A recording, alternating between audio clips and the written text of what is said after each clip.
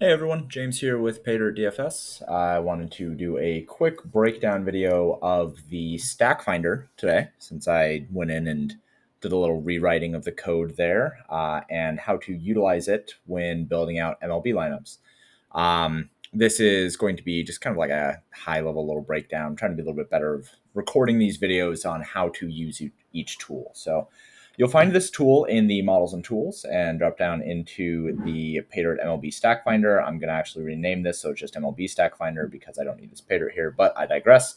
You'll click on this and then that will bring you to here. So when you first load in, the first thing that you're going to see here is a table, and this auto loads with some information about stacks. Now, the core idea of this tool is it's going to generate stack combos of teams. It's going to give them their projection, their salary, and their ownership based on the Pater models, right? And then what it's going to do is if you have the theory of DFS, or if you've listened to Blender and I talk, it goes through a trimming function on those stacks themselves.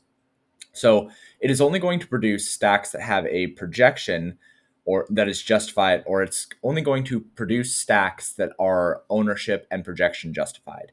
So what does that mean? That means that as the projection goes down, so does the ownership. So it's going to start with the highest overall projected stack and then use that ownership of that stack as the baseline.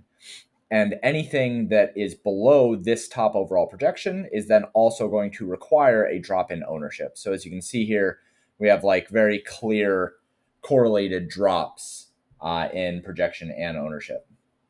So what you'll see at first is 3-man stacks. Now we have a couple options over here, right? So you have DraftKings, you have FanDuel, you have main slate, secondary slate, and then you have full slate run, specific teams, all positions, specific positions, max salary, and then what size of stacks you're analyzing. So these things obviously will do different things, right? Like you can choose that you only want to see specific teams, right? Like say that we only wanted to see Chicago stacks and Dodger stacks, right? Like what are the stacks that are useful based on ownership between these two? So there's only one Dodger stack that is actually useful in terms of ownership and projection. If you are just looking at the Cubs and the Dodgers. Obviously, if you go to different positions, and we'll talk about this here in a second, then you'll only see stacks that have those specific positions.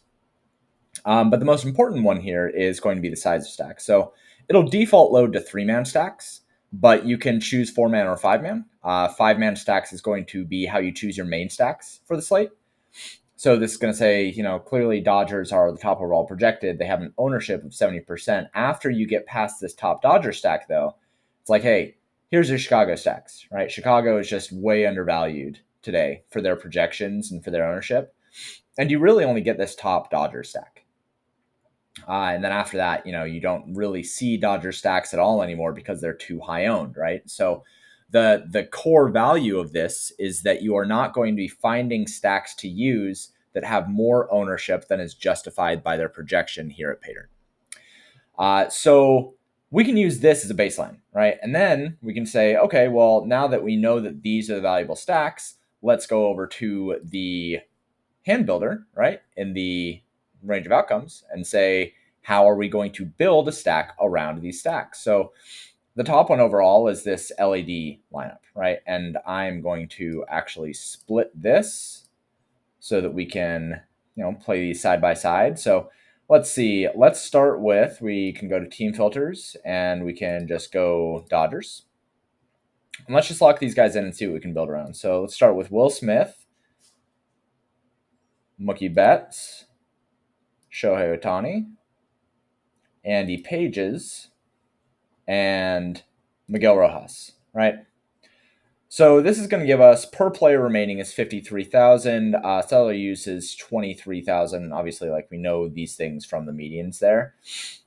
And so what else can we do with this, right?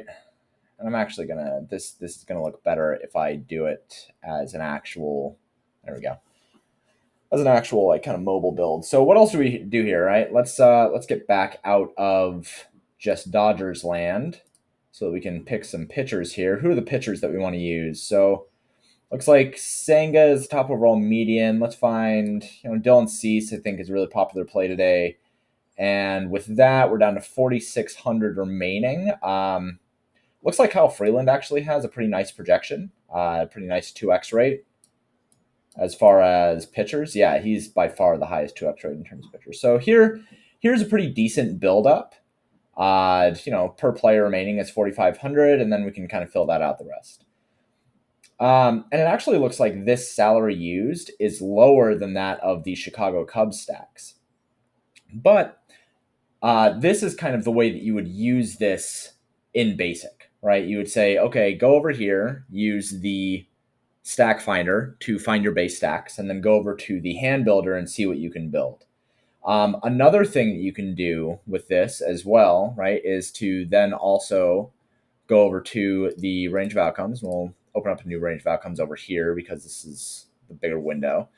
We can say, okay, I know that I'm interested in these 5 teams, right? Dodgers, Athletics, Toronto, Chicago, and the Padres. So let's just go run those teams really quick and let's see what that gives us. Because we know that there's only one Dodgers team that is really super valuable today. I think it was Toronto was the last one? Yeah.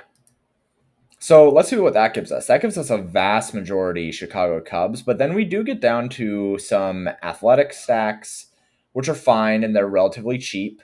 Nothing is really competing with the value that we get from this Dodger stack, which makes sense as to why it's so highly owned. But then we get down to these Padre stacks, and man, these things are really, really expensive. But the ownership is really low, so like these are still justifiably good stacks. And then you can see, we get down here, and the projection has dropped by about 10 points. But look, I mean, the ownership has dropped by 62 points of ownership. Like this stack right here, even though the projection is only 30, the salary is 18.5, and the combined ownership is only 8%. So this is a really good large field lineup, right? Anyway, that is how you use the Stack Finder to pick your stacks for the day. Hopefully this was a little bit helpful and helpful in conjunction with the Handbuilder. If you have any questions, reach out to me in the Discord or over on the Twitter machine. And appreciate all your support. Hope that you bank some trophies.